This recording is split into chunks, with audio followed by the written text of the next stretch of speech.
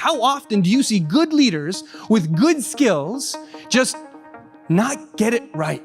Leadership is about small actions that create a sense of community.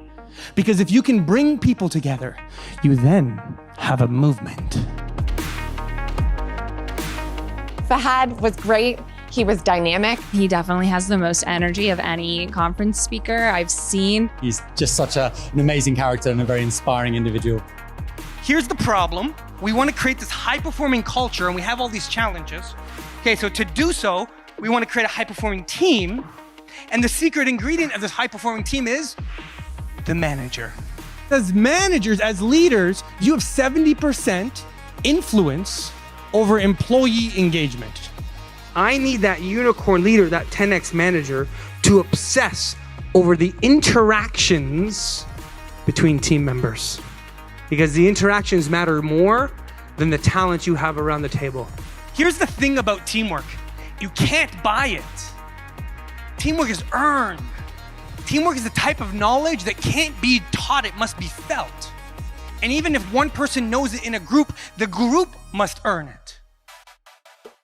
Here is the formula that we've developed.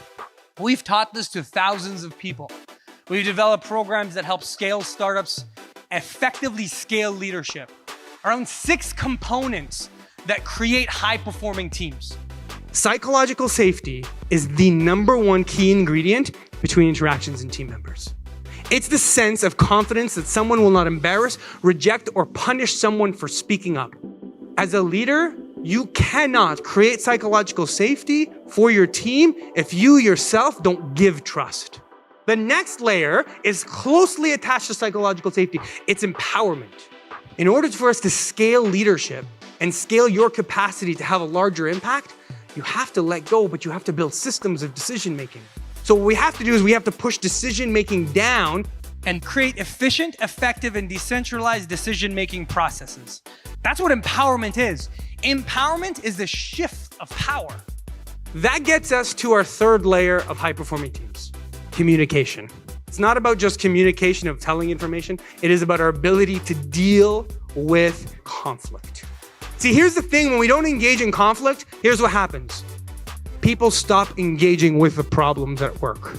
We have to make it our job to ignite conflict in healthy discussions around the table to actually create pressure around ideas.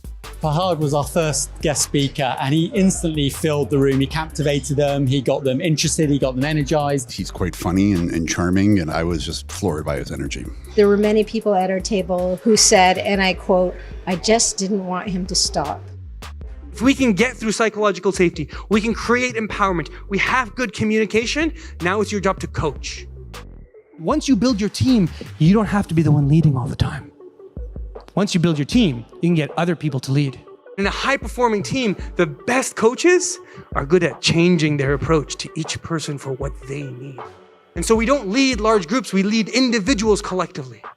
Shared purpose in a room is one of the most powerful movements. And I think a lot of us search for it outside of our community, but it's actually right here. Let your teams define what one team means. Because if they define it in their own words, they're committed to that strategy. The 6th one is the vision. Everyone wants a team that's pointed to the vision and running towards it as fast as they can. Well, guess what? It's everything else that allows them to do that.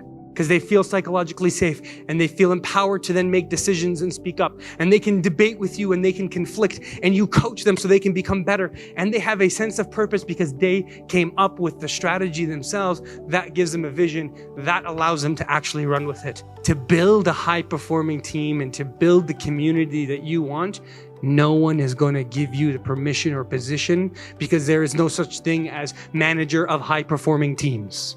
It is a duty that you will choose to take on yourself or you will choose to not. Today, you start building your high-performing team, and that includes the managers in your organization who believe in the message and believe in the vision that you have. Here's the reality. You are the future of work. And every time anything you hear about future of work, I need you to understand that you determine it. What you do and how you build community actually determines the future of work at your organization.